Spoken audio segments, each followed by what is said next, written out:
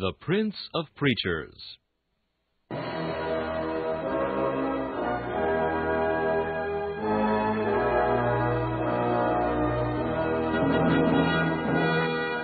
Charles Haddon Spurgeon has been called England's greatest contribution to the spread of the gospel in the 19th century. One of his contemporaries said that the chief secret of Spurgeon's attractiveness was the fact that in every sermon, no matter what the text or the occasion, he explained the way of salvation in simple terms. Spurgeon's messages remain one of the great treasure houses of Christian literature, still bringing the light of the gospel and the comfort of the Scriptures to hungry souls long after the preacher has passed into glory. This is Charles Kelch inviting you to listen to a message from the Prince of Preachers.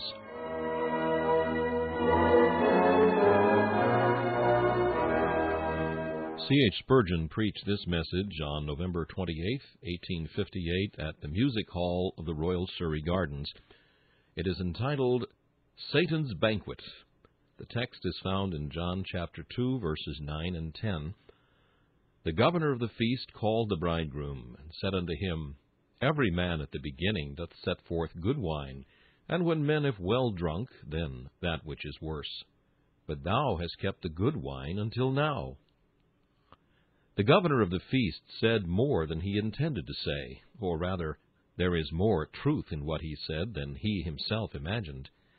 This is the established rule all the world over, the good wine first, and when men have well drunk, then that which is worse.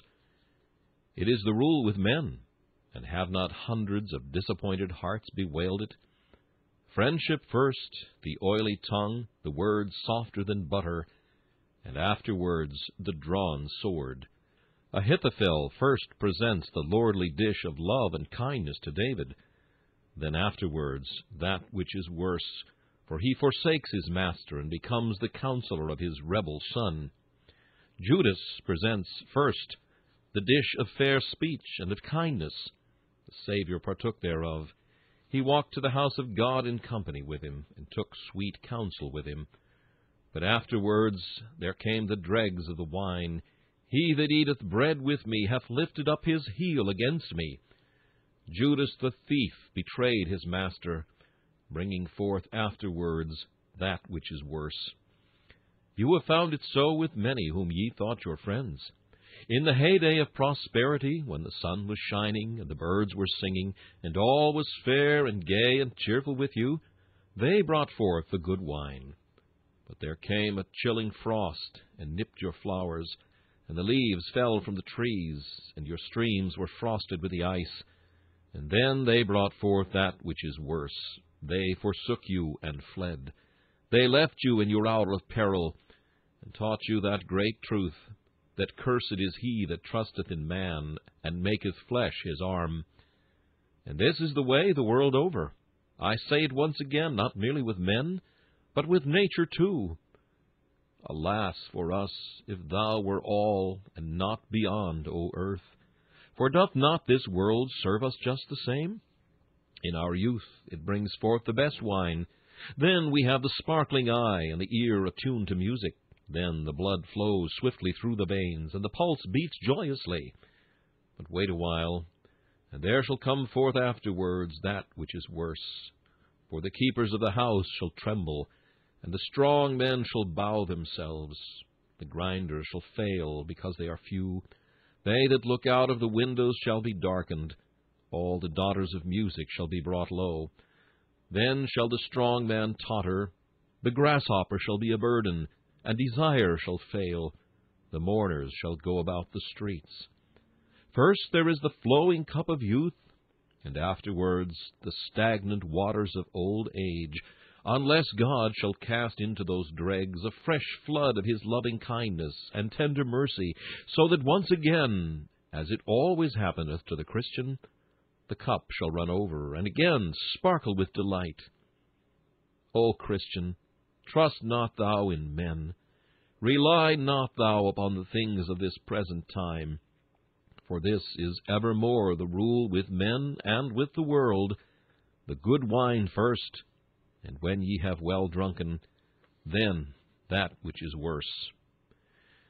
This morning, however, I am about to introduce you to two houses of feasting. First, I shall bid you look within the doors of the devil's house, and you will find he is true to this rule. He brings forth first the good wine, and when men have well drunk, and their brains are muddled therewith, then he bringeth forth that which is worse. Having bidden you to look there and tremble, and take heed to the warning, I shall then attempt to enter with you into the banqueting house of our beloved Lord and Master Jesus Christ, and of him we shall be able to say, as the governor of the feast said to the bridegroom, Thou hast kept the good wine until now. Thy feasts grow better and not worse. Thy wines grow richer, thy viands are daintier far, and thy gifts more precious than before. Thou hast kept the good wine until now. First, we are to take a warning glance at the house of feasting which Satan hath builded. For as wisdom hath builded her house, and hewn out her 7 pillars, so hath folly its temple and its tavern of feasting, into which it continually tempts the unwary. Look within the banqueting house, and I will show you 4 tables, and the guests that sit thereat. And as you look at those tables, you shall see the courses brought in. You shall see the wine cups brought, and you shall see them vanish one after another. And you shall mark that the rule holds good at all 4 tables, first the good wine, and afterwards that which is worse. Yea, I shall go further, afterwards that which is worst of all. At the first table to which I shall invite your attention, though I beseech you never to sit down and drink thereat, sit the profligate. The table of the profligate is a gay table. It is covered over with a gaudy crimson, and all the vessels upon it look exceedingly bright and glistening. Many there be that sit thereat, but they know not that they are the guests of hell, and that the end of all the feast shall be in the depths of perdition. See ye now the great governor of the feast as he comes in? He has a bland smile upon his face. His garments are not black, but he is girded with a robe of many colors. He hath a honeyed word on his lip, and a tempting witchery in the sparkle of his eye. He brings in the cup, and he says, Hey, young man, drink thereat. It sparkleth in the cup, it moveth itself aright. Do you see it? It is the wine cup of pleasure. This is the first cup at the banqueting house of Satan. The young man takes it, and sips the liquor. At first it is a cautious sip. It is but a little he will take, and then he will restrain himself. He does not intend to indulge much in lust. He means not to plunge headlong into perdition. There is a flower there on the edge of that cliff. He will reach forward a little and pluck it. But it is not his intention to dash himself from that crag and destroy himself. Not he. He thinks it easy to put away the cup when he has tested its flavor. He has no design to abandon himself to its intoxication. He takes a shallow draught. But oh, how sweet it is! How it makes his blood tingle within him! What a fool I was not to have tasted this before, he thinks. Was ever joy like this? Could it be thought that bodies should be capable of such ecstasy as this? He drinks again. This time he takes a deeper draught, and the wine is hot in his veins. Oh, how blessed is he! What would he not say now in the praise of Bacchus or Venus or whatever shape Beelzebub chooses to assume? He becomes a very orator in praise of sin. It is fair, it is pleasant. The deep damnation of lust appeareth as joyous as the transports of heaven. He drinks, he drinks, he drinks again, till his brain begins to reel with the intoxication of his sinful delight. This is the first course. Drink, O ye drunkards of Ephraim, and bind the crown of pride about your head, and call us fools because we put your cup from us. Drink with the harlot, and sup with the lustful. Ye may think yourselves wise for so doing, but we know that after these things there cometh something worse. For your vine is the vine of Sodom, and of the fields of Gomorrah. Your grapes are grapes of gall, the clusters are bitter. Your wine is the poison of dragons and the cruel venom of asps. Now, with a leer upon his brow, the subtle governor of the feast riseth from his seat. His victim has had enough of the best wine. He takes away that cup, and he brings in another, not quite so sparkling. Look into the liquor. It is not beaded over with the sparkling bubbles of rapture. It is all flat, dull, and insipid. It is called the cup of satiety. The man has had enough of pleasure, and like a dog he vomits, though like a dog he will return to his vomit yet again. Who hath woe? Who hath redness of eyes? They that tarry long at the wine. I am now speaking figuratively of wine as well as literally.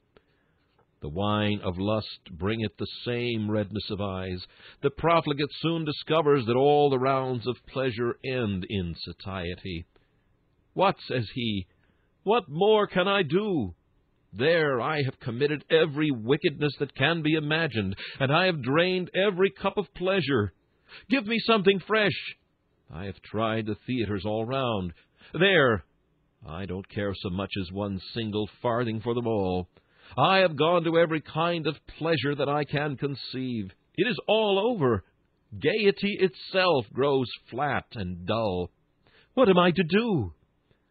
And this is the devil's second course, the course of satiety, a fitful drowsiness, the result of the previous excess. Thousands there are who are drinking of the tasteless cup of satiety every day. And some novel invention whereby they may kill time, some new discovery whereby they may give a fresh vent to their iniquity would be a wonderful thing to them. And if some man should rise up who could find out for them some new fashion of wickedness, some deeper depths in the deeps of the nethermost hell of lasciviousness, they would bless his name for having given them something fresh to excite them. That is the devil's second course. And do you see them partaking of it? There are some of you that are having a deep draught of it this morning. You are the jaded horses of the fiend of lust, the disappointed followers of the will-o'-the-wisp of pleasure. God knows if you were to speak your heart out, you would be obliged to say, There, I have tried the pleasure, and I do not find it pleasure. I have gone the round, and I am just like the blind horse at the mill. I have to go round again.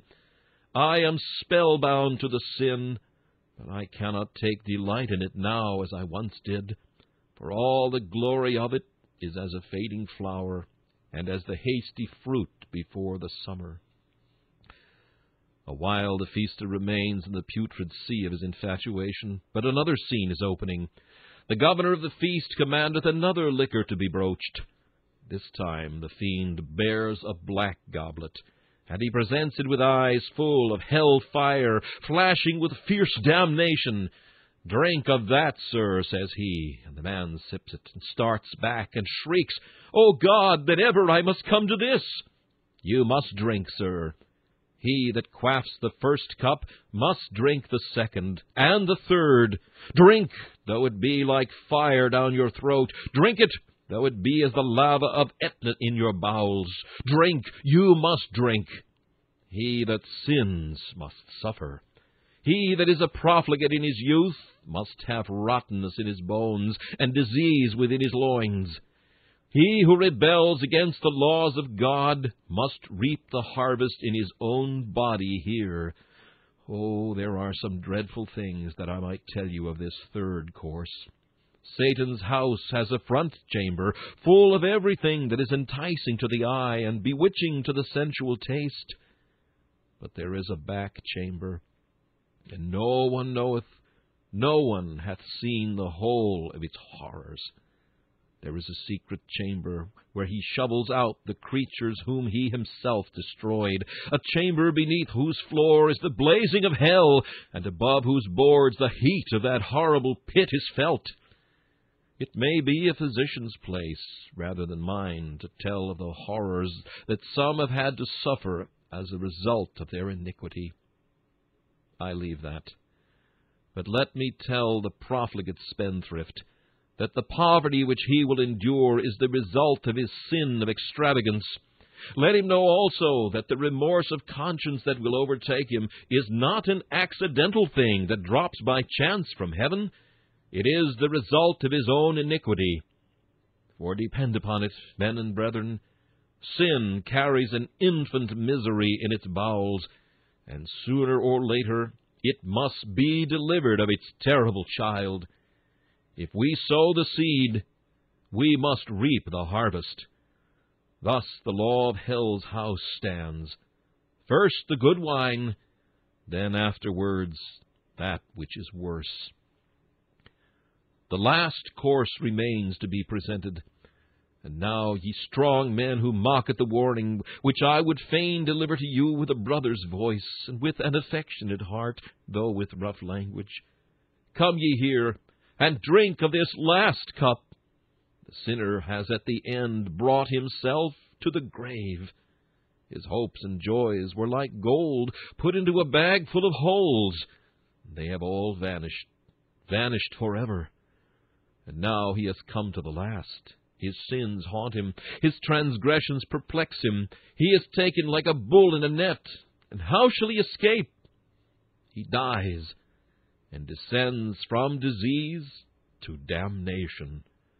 Shall mortal language attempt to tell you the horrors of that last tremendous cup, of which the profligate must drink, and drink forever? Look at it. Ye cannot see its depths. Cast an eye upon its seething surface. I hear the noise of rushing to and fro, and a sound as of a gnashing of teeth, and the wailing of despairing souls. I look into that cup, and I hear a voice coming up from its depths. These shall go away into everlasting punishment. For Tophet is prepared of old, the pile thereof is wood and much smoke.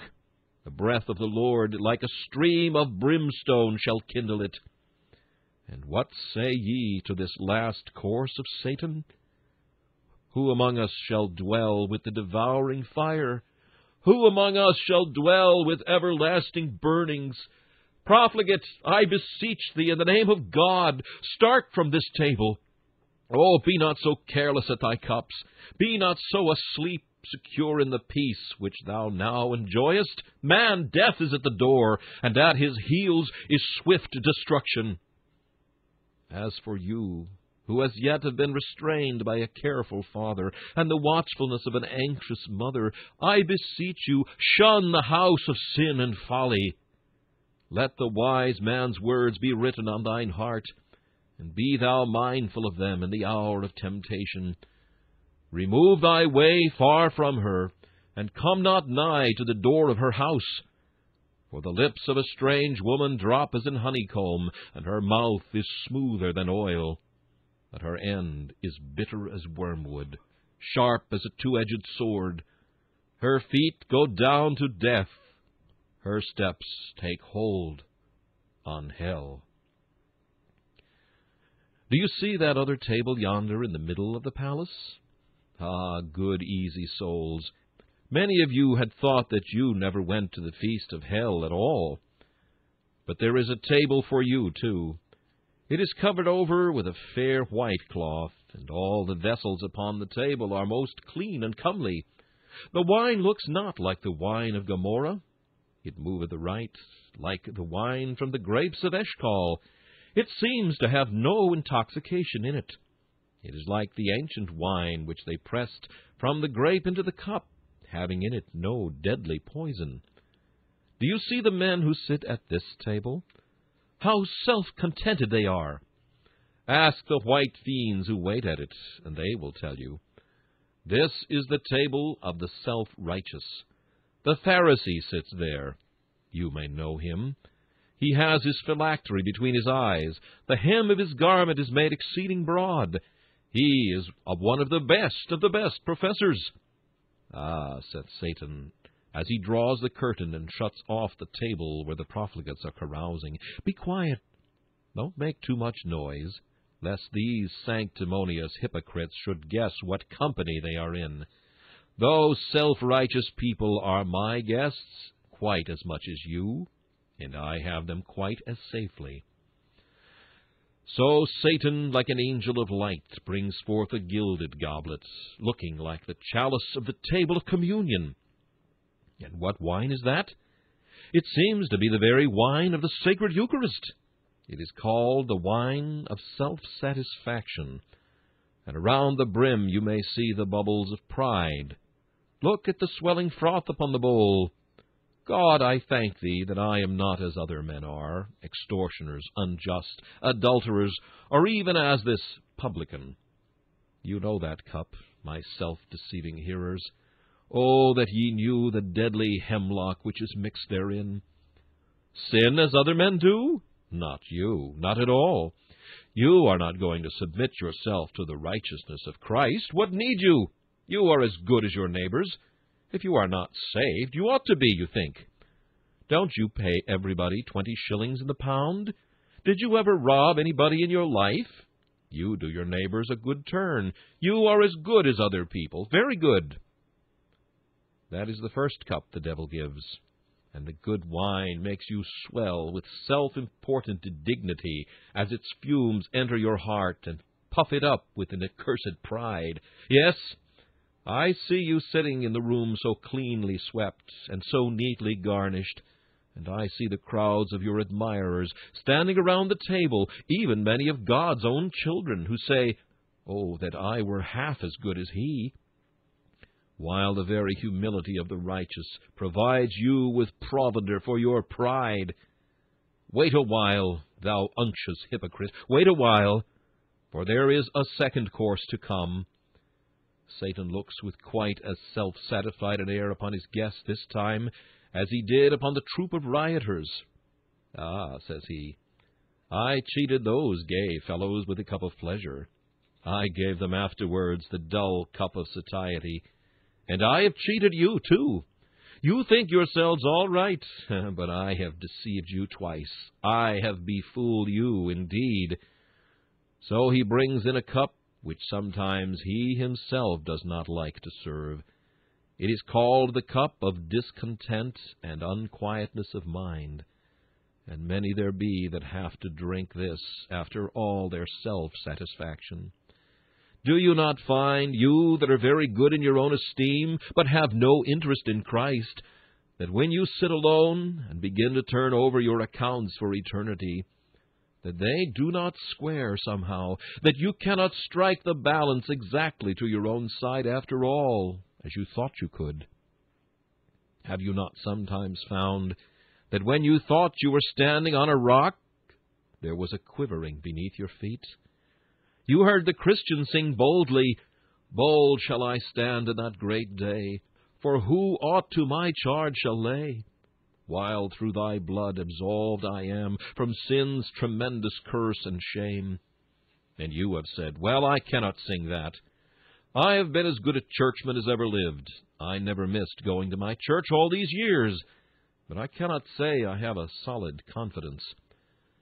You had once a hope of self-satisfaction, but now the second course has come in, and you are not quite so contented. "Well," says another, "I have been to my chapel, and I have been baptized, and made a profession of religion, though I was never brought to know the Lord in sincerity and in truth. And I once thought it was all well with me, but I want a something which I cannot find." Now there comes a shaking in the heart. It is not quite so delightful as one supposed to build on one's own righteousness. Ah, that is the second course. Wait a while, and mayhap in this world, but certainly in the hour of death, the devil will bring in the third cup of dismay at the discovery of your lost condition. How many a man who has been self-righteous all his life has at the last discovered that the thing whereon he placed his hope had failed him. I have heard of an army who, being defeated in battle, had endeavored to make good a retreat. With all their might the soldiers fled to a certain river, where they expected to find a bridge, across which they could retreat and be in safety. But when they came to the stream, there was a shriek of terror. "The bridge is broken! The bridge is broken!" All in vain was that cry, For the multitude hurrying on behind pressed upon those that were before, and forced them into the river, until the stream was glutted with the bodies of drowned men. Such must be the fate of the self-righteous. You thought there was a bridge of ceremonies, that baptism, confirmation, and the Lord's Supper made up the solid arches of a bridge of good works and duties. But when you come to die, there shall be heard the cry, "The bridge is broken! The bridge is broken!" It will be in vain for you to turn round then. Death is close behind you. He forces you onward, and you discover what it is to perish through having neglected the great salvation and attempting to save yourself through your own good works. This is the last course but one, and your last course of all, the worst wine. Your everlasting portion must be the same as that of the profligate. Good as you thought yourself to be, inasmuch as you proudly rejected Christ, you must drink of the wine cup of the wrath of God, that cup which is full of trembling. The wicked of the earth shall wring out the dregs of that cup and drink them. And you also must drink of it as deep as they. Oh, beware in time! Put away your high looks, and humble yourselves under the mighty hand of God. Believe on the Lord Jesus Christ, and ye shall be saved. Some of you have as yet escaped the lash, but there is a third table crowded with most honorable guests. I believe there have been more princes and kings, mayors and aldermen, and great merchants sitting at this table than at any other. It is called the table of worldliness. "Humph," says a man. "Well, I dislike the profligate. There's my eldest son. I've been hard at work saving up money all my life, and there's that young fellow. He will not stick to business. He has become a real profligate. I am very glad the minister spoke so sharp about that. As for me, there now, I don't care about all your self-righteous people a single farthing. To me it is of no account at all. I don't care at all about religion in the slightest degree. I like to know whether the funds rise or fall, or whether there's an opportunity of making a good bargain. But that's about all I care for. Ah, worldling, I have read of a friend of yours who was clothed in scarlet and fine linen, and fared sumptuously every day. Do you know what became of him? You should remember it, for the same end awaits yourself. The end of his feast must be the end of yours. If your God is this world, depend upon it, you shall find that your way is full of bitterness. Now see that table of the worldly man, the mere worldling who lives for gain. Satan brings him in a flowing cup. There, says he, young man, you are starting in business. You need not care about the conventionalities of honesty or about the ordinary old-fashioned fancies of religion. Get rich as quick as ever you can. Get money. Get money, honestly if you can, but if not, get it anyhow, says the devil, and down he puts his tankard.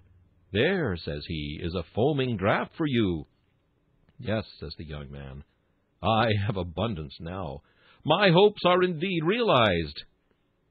Here, then, you see the first and best wine of the worldling's feast, and many of you are tempted to envy this man. Oh, that I had such a prospect in business, says one. I'm not half so sharp as he is. I could not deal as he deals. My religion would not let me. But how fast he gets rich! Oh, that I could prosper as he does. Come, my brother, judge not before the time. There's a second course to come, the thick and nauseous draught of care. The man has got his money, but they that will be rich fall into temptation and a snare.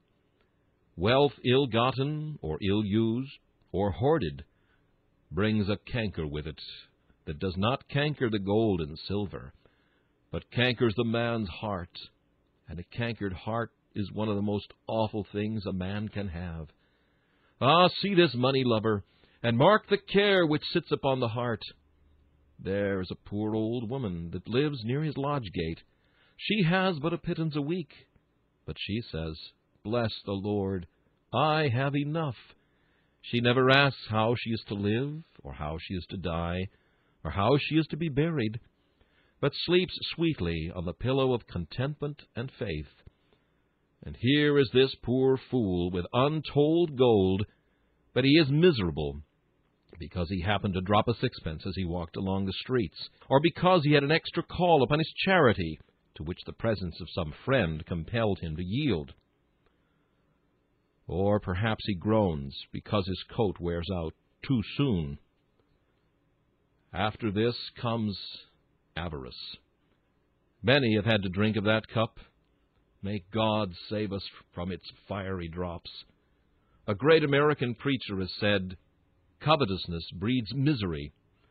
The sight of houses better than our own, of dress beyond our means, of jewels costlier than we may wear, of stately equipage and rare curiosities beyond our reach, these hatch the viper brood of covetous thoughts, vexing the poor who would be rich, tormenting the rich who would be richer.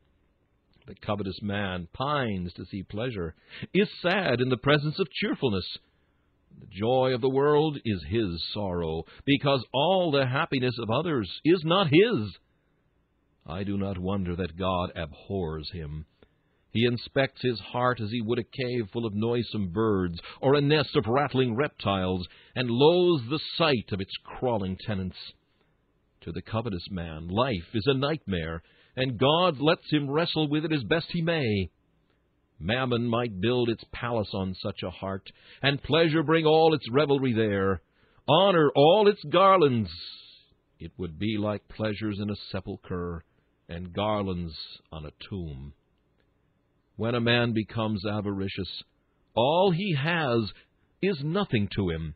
More, more, more, says he, like some poor creatures in a terrible fever who cry, "Drink, drink, drink!" And you give them drink, but after they have it, their thirst increases. Like the horse leech, they cry, "Give, give, give!" Avarice is a raving madness which seeks to grasp the world in its arms, and yet despises the plenty it has already. This is a curse of which many have died, and some have died with the bag of gold in their hands, and with misery upon their brow, because they could not take it with them into their coffin, and could not carry it into another world. Well, then, there comes the next course.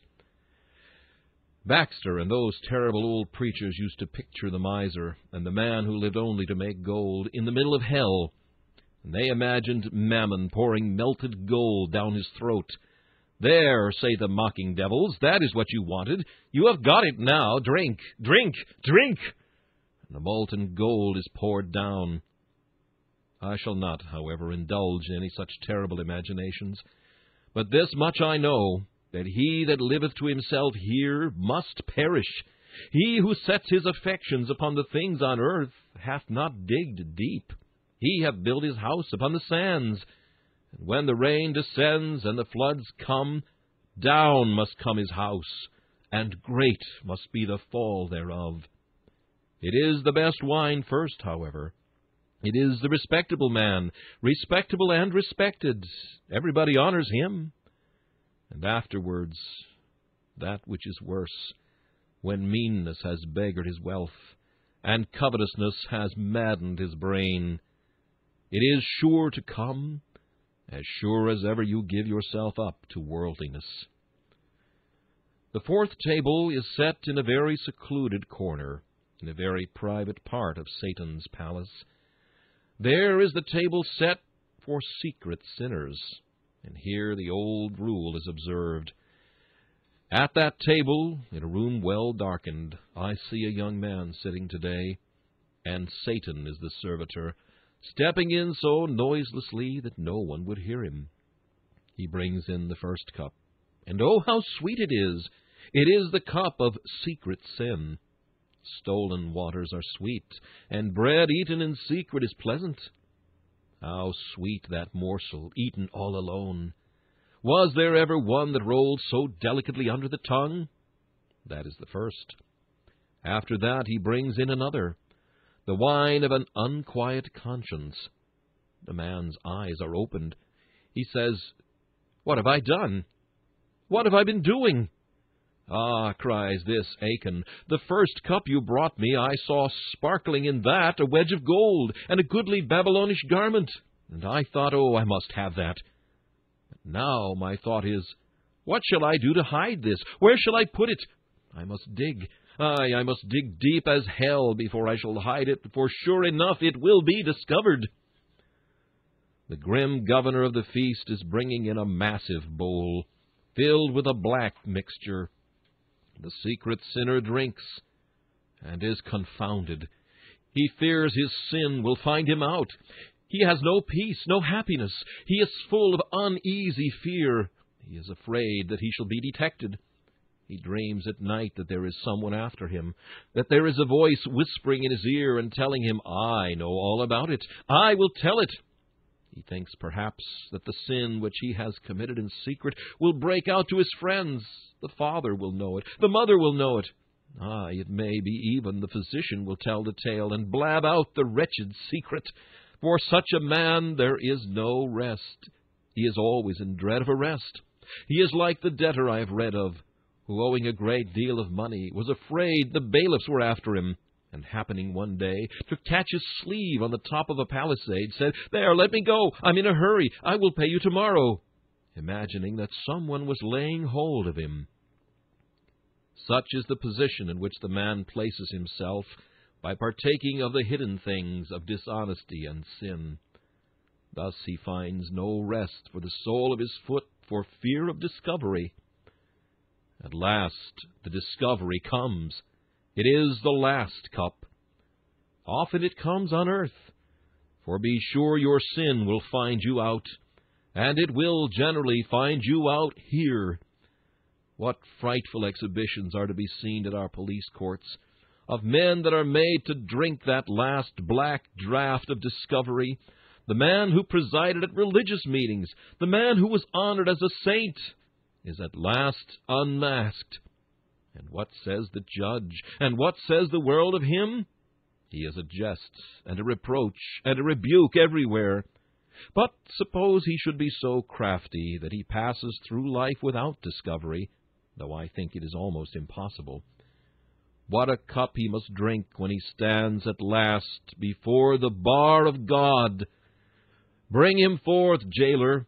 Dread keeper of the dungeon of hell, lead forth the prisoner! He comes. The whole world is assembled. Stand up, sir. Did you not make a profession of religion? Did not everybody think you a saint? He is speechless.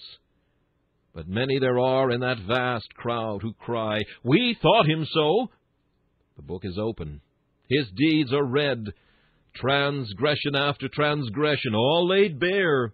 Do you hear that hiss? The righteous, moved to indignation, are lifting up their voices against the man who deceived them and dwelt among them as a wolf in sheep's clothing. Oh, how fearful it must be to bear the scorn of the universe!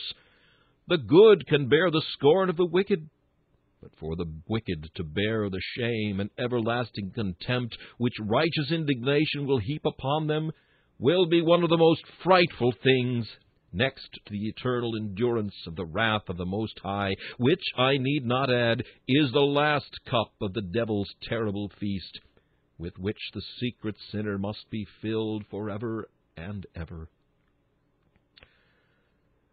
I pause now, but it is just to gather up my strength to beg that anything I may have said that shall have had the slightest personal bearing upon any of my hearers may not be forgotten. I beseech you, men and brethren, if now you are eating the fat and drinking the sweet of hell's banquet, pause, and reflect what shall the end be. He that soweth to the flesh shall of the flesh reap corruption. He that soweth to the Spirit shall of the Spirit reap life everlasting. I cannot spare more time for that, most assuredly. But you must pardon me while I occupy only a few minutes in taking you into the house of the Savior, where He feasts His beloved. Come and sit with us at Christ's table of outward providences. He does not feast His children after the fashion of the prince of darkness. For the first cup that Christ brings to them is very often a cup of bitterness. There are His own beloved children, His own redeemed, who have but sorry cheer. Jesus brings in the cup of poverty and affliction, and He makes His own children drink of it, till they say, Thou hast made me drunken with wormwood, and Thou hast filled me with bitterness. This is the way Christ begins, the worst wine first. When the sergeant begins with a young recruit, he first gives him a shilling, and then afterwards come the march and the battle. But Christ never takes His recruits so. They must count the cost, lest they should begin to build and not be able to finish. He seeks to have no disciples who are dazzled with first appearances. He begins roughly with them, and many have been His children who have found that the first course of the Redeemer's table has been affliction, sorrow, poverty, and want. In the olden times, when the best of God's people were at the table, He used to serve them worst, for they wandered about in sheepskins and goatskins, being destitute, afflicted, tormented, of whom the world was not worthy. And they kept on drinking of these bitter cups for many a day. But let me tell you afterwards, He brought out sweeter cups for them, and you that have been troubled have found it so. After the cup of affliction comes the cup of consolation, and oh, how sweet is that! It has been the privilege of these lips to drink that cup after sickness and pain. And I can bear witness that I said of my Master, Thou hast kept the best wine until now. It was so luscious that the taste thereof did take away every taste of the bitterness of sorrow. And I said, Surely the bitterness of this sickness is all past, for the Lord has manifested Himself to me, and given me His best wine. But, beloved, the best wine is to come last. God's people will find it so outwardly. The poor saint comes to die. The Master has given him the cup of poverty, but now no more he drinks thereof. He is rich to all the intents of bliss. He has had the cup of sickness. He shall drink of that no more. He has had the cup of persecution.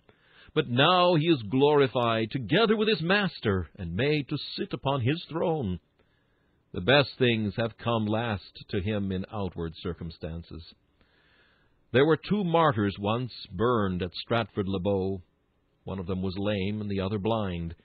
And when they were tied to the stake, the lame man took his crutch and threw it down, and said to the other, Cheer up, brother, this is the sharp physic that shall heal us. I shall not be lame within an hour of this time, nor shalt thou be blind. No, the best things were to come last.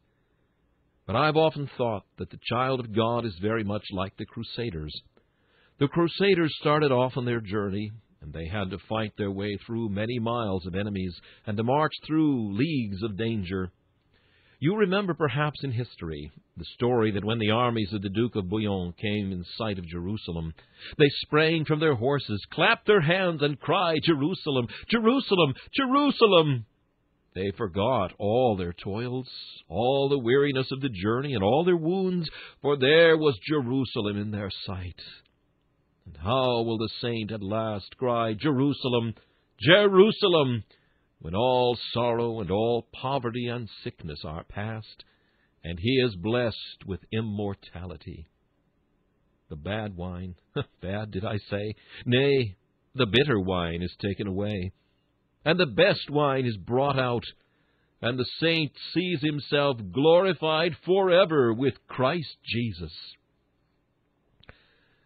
And now we will sit down at the table of inward experience. The first cup that Christ brings to His children when they sit at that table is one so bitter that perhaps no tongue can ever describe it. It is the cup of conviction.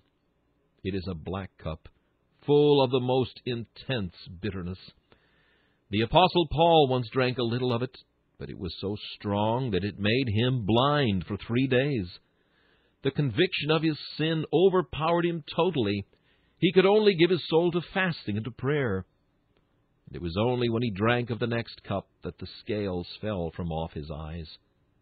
I have drunk of it, children of God, and I thought that Jesus was unkind. But in a little while he brought me forth a sweeter cup, the cup of his forgiving love, filled with the rich crimson of his precious blood. Oh, the taste of that wine is in my mouth this very hour, for the taste thereof is as the wine of Lebanon that abideth in the cask for many a day.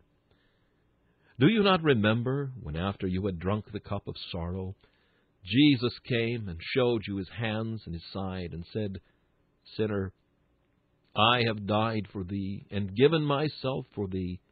Believe on me.